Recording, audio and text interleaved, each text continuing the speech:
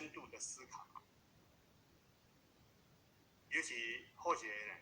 呢，很感恩，自从去中国大陆待了7年，那因为疫情的关系呢，回到了台湾。那回到台湾呢，到今年大概将近要2年的时间。那这2年的时间呢，都待在台湾，不能出国，因为这个疫情呢，阻碍了我们很多人的一些计划。那后学当然也是一个其中之一啊。那我们在修行当中常常讲啊，哎呀，是福不是祸啊，是祸躲不过啊。既然上天这样的安排，我们唯有抱着一颗感恩的心，我们要去顺受，顺受。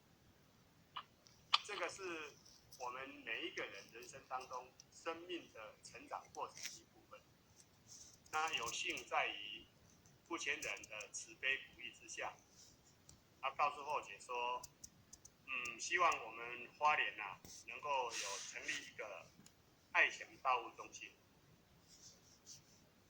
那花莲呢，相信很多前人都来过，那大家对花莲的印象也应该都很深刻啊。好山、好水、好空气，花莲也是好人情。所以在这样的一个自然的优渥条件之下，很多人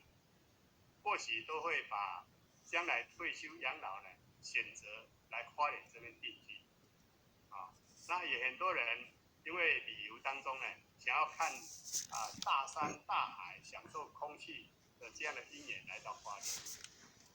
那父前人给后学的一个指标就是说，希望能够在花莲呢，能够成立一间属于我们新义财产法人爱祥单位的花莲公共佛堂。那其实后学内心里面也是有很多的这个思维考虑，因为花莲的人才不多，那花莲的道务呢，事实上呢很惭愧，也办得不是说很理想。那在这样的条件之下，有些同修就会跟后学讲说，你花莲的人才也没几个，那你佛堂盖那么大，请问将来要整理的话怎么办？那有时候他们这样的想法有他们的考量，但是呢，后学总是认为说，父前人所示的告诉后学的一个指标，树林越大，什么鸟都有，只要你有一间公共佛堂的成立，那么它既然能够发挥它的功能，那这个也是上天赐予我们花莲的一个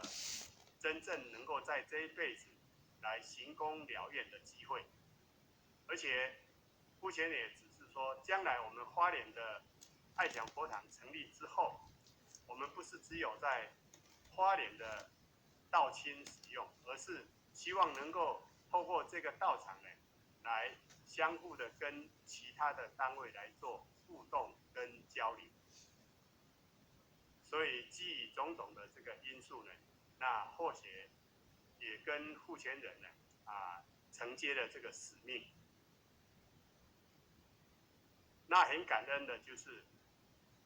后学承接了这个使命，回来呢跟太太来做报告分享。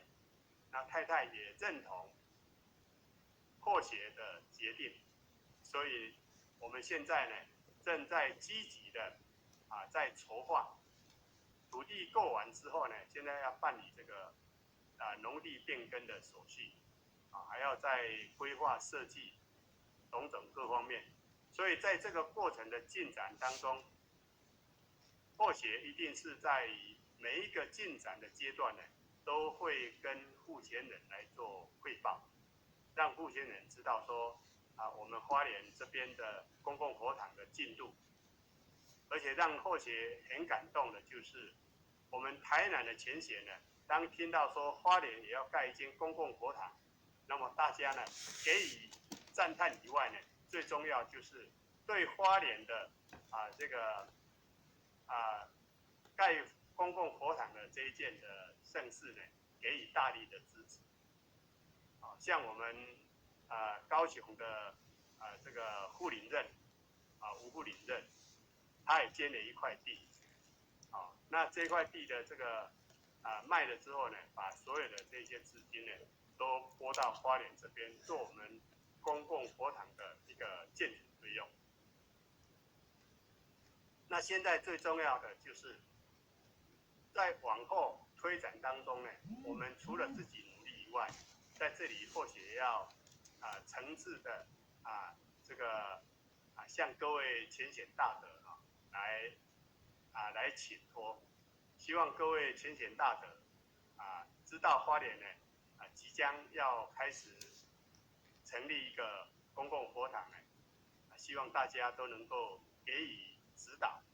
给予指示或帮助，这是花莲的人才呢大家的一个盼望。而且在后学个人人生的规划当中常常会思考一个问题人生一世如草木一宿，在这个短暂的过程之中，就像刚刚讲这个稻盛和夫说的，在你这个一生当中呢，你如何在你人生谢幕之前，让你这一个灵魂的修炼，能够在你开幕之初更为高尚。所以成立的这个公共佛堂，当然我们希望就是将来呢衔接的我们中心的道务，包括呢国外的道务，一切种种的一些道务的推展。那我们希望是说，从这样开始呢，我们都能够大家一起来共同的扶持，共同的努力。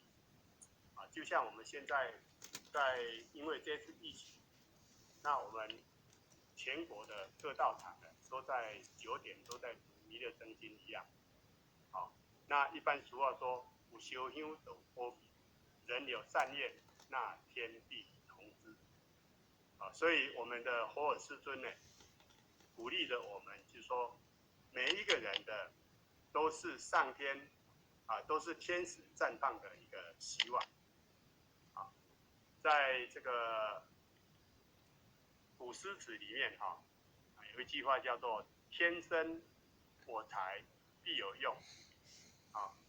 一个螺丝钉一粒石头都有它绝对存在的功用与价值。所以我们的师尊告诉我们说，我们每一个人都是天使，我们每一个人都在这一生当中呢，都能够绽放了你生命的这种愿力希望。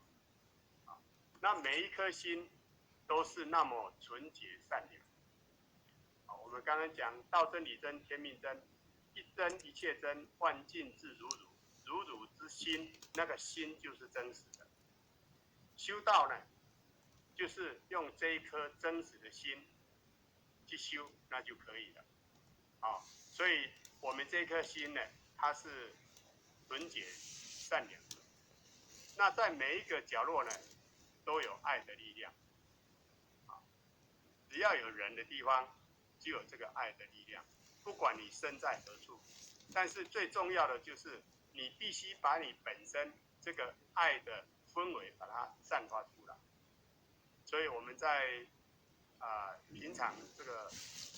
推广这个佛学教育的时候，常常会跟学生讲说，我们要时常嘴巴里面挂着这几句话：我爱你，对不起，请原谅我，谢谢你。在人生这个过程，我们会碰到很多的阻碍，这是难免的都有考验嘛。真道真考，古难移嘛。但是我们如果能够随时都抱着这4句话里面的这个职场的分量的话，我想你会遇到很多事情当中都能够呢化干戈为玉帛，因为每一处当中都有这个爱的力量。但是这个爱的力量必须由你自己本身产生出这个爱的频率，它才能够跟你相应。所以人有善念，天必从之。所以在这个每句话当中，都散发着温暖感动心房，每一个举止都成为效法的好榜样，包括每一个念头都散发出鼓励的正能量。所以师尊告诉我们，因为我们只要改掉坏的习惯，修正这一些不妥当的这些行为，那其实呢，我们每一个人的心都是纯洁善良的。所以一个人修行，让他的心能够处于在一个静的状态之中。那人呢，在静中呢，最重要就是我们这个心念一定要保持清醒，心一定要保持清醒，要在定中。因为人在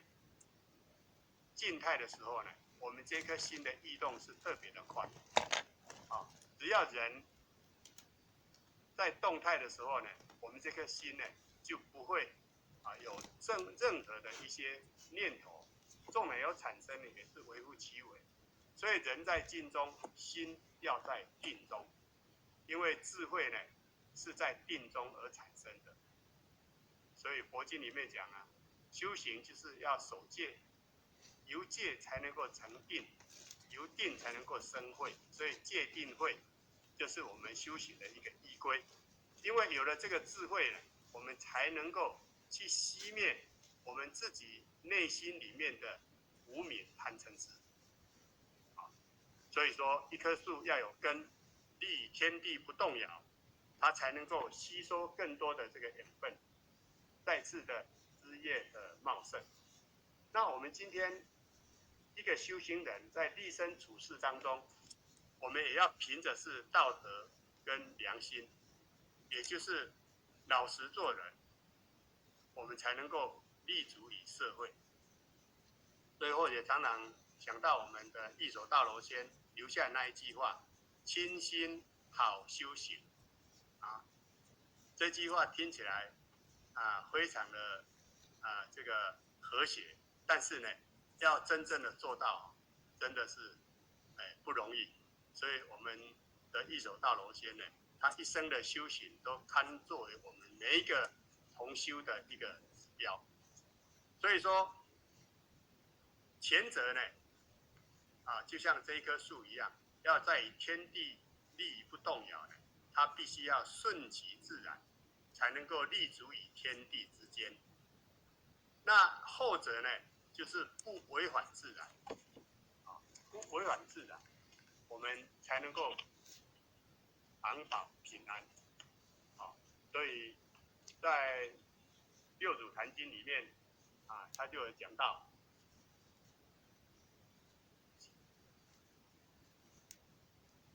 在定慧品第4点，六祖就有讲到说：善知识，无则无何事，念则念何物？无则无二相，无诸尘恼之心。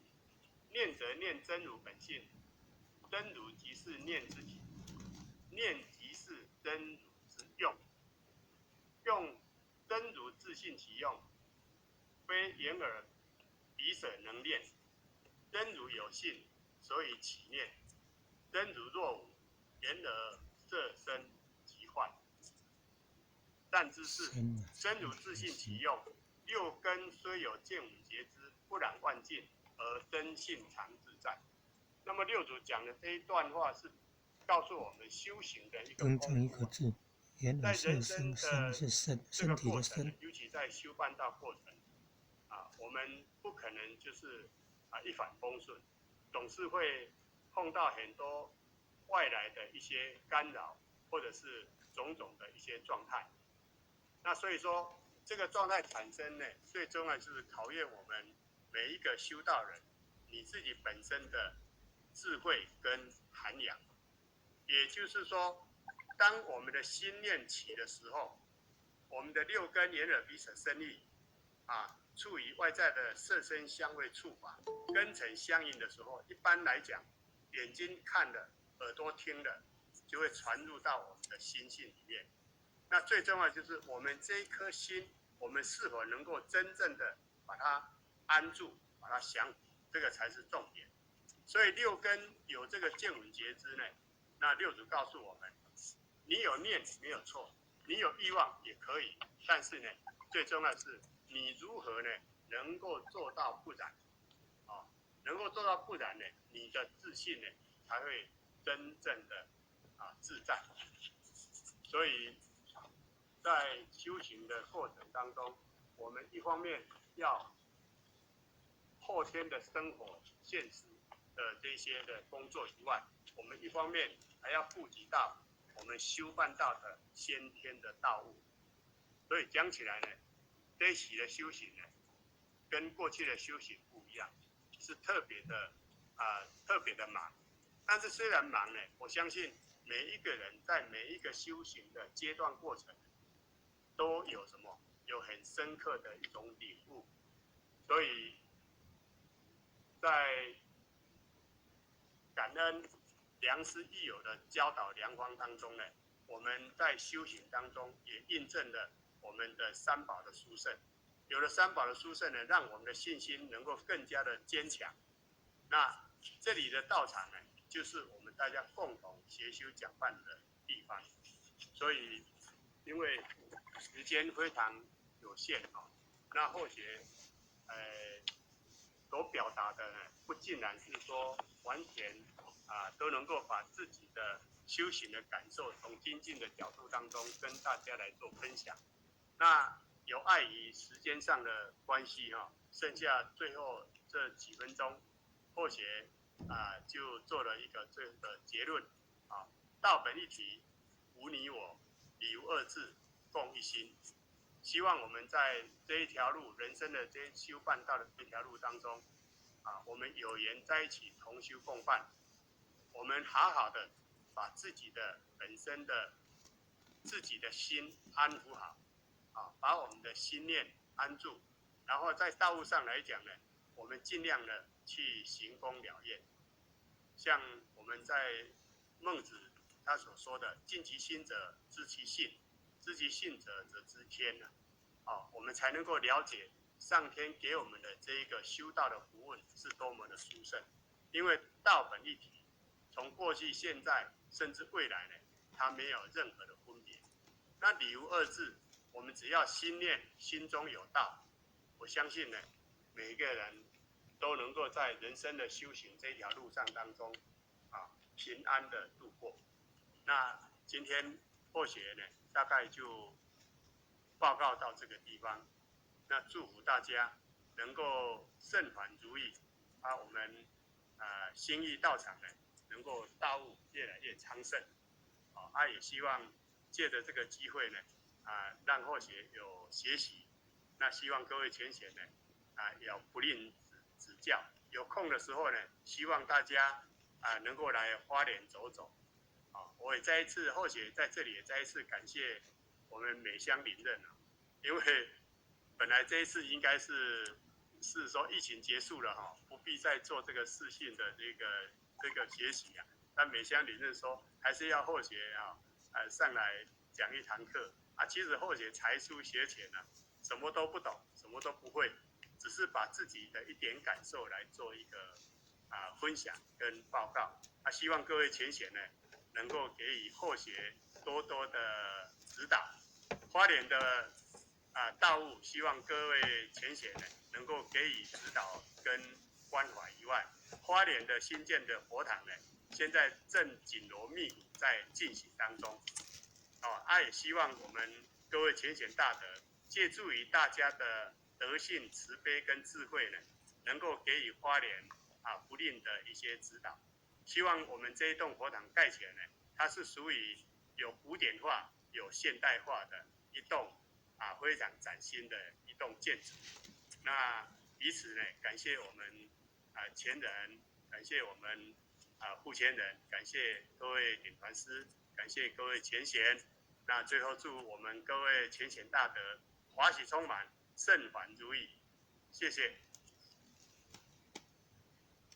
那每个人，请你后面你结语一下吧。感恩点燃师慈悲，今天为我们开示的精进哈。那相信呢，在我们点燃师慈悲今天精进的这一个我们的课程呢，在做这个人才干训的一个最后一堂课的里面呢，相信大家都很有感受哈。虽然点点是很慈悲，都一直说啊，这个面对镜头他没有办法哈，面对镜头。我们的很多点燃师都很慈悲，都说面对镜头没有办法，但是后学都每一次都再一次的印证到，这个没有办法是所谓的慈悲，不是真的没有办法，还是非常的稳健。然后呢，慈悲的这一个理路呢，非常的清楚。那我们现在呢，剩下几分钟的时间呢，我们还是邀请我们的冯点燃师有在线上吗？刚后选有看见冯点燃师还在线上，帮我们慈悲一下，有看到吗？哦，点燃师慈悲有帮我们慈悲一下，感恩。今天的课程算是今年最后一堂课了。好，我们有请冯点燃师。感谢我们检点人师慈悲今天呢就为我们开示的这一种精进呢的这个主题。那当然呢以我们简经理一路走来可以说是真修实练那或许其实也非常的赞叹我们检点人师以及我们的那个简太太那因为呢他们也长期都是在这个青岛那在青岛来讲呢，其实在那个地方也没有什么人才啦所以在出门的时候呢整天都是我们简经理一路开整天的车不是下午5点就回来的有的时候回来都已经很晚了非常的慈悲啦也没有听到我们简经理跟那个简太太呢他们有所的埋怨不敢埋怨。有一点，他们从来除了别讲艰苦遗嘱他们也非常的谦虚，非常的谦卑从来没有讲说我们很累，我们很苦，或是我们付出的多，或是怎么样，这个真的也就是值得或许很赞叹的因为诵经的关系我们在这里呢非常感谢我们简经理慈悲呢晚上呢为我们开示的这一种精进的真理之粮呢让大家呢受益无穷。那也感谢今天聆听的我们检点人师慈悲之后，那我们在道务上内外福慧双修呢能够大家一起更打拼的把我们道场或是一尔圣堂在我们一贯道来讲呢都能够更加的宏展以上感恩感恩。感恩慈悲，感恩各位学姐。好，再见了。感谢冯点燃师。那我们一起来做 B 班哦，大众请起立。B 班，那无极老母行3鞠躬礼前道，鞠躬，再鞠躬，3鞠躬，感谢前人鞠躬，感谢父前鞠躬，感谢点燃师鞠躬，感谢讲师鞠躬，坤道鞠躬，再鞠躬，3鞠躬，感谢前人鞠躬，感谢父前鞠躬，感谢各位点传师鞠躬，感谢讲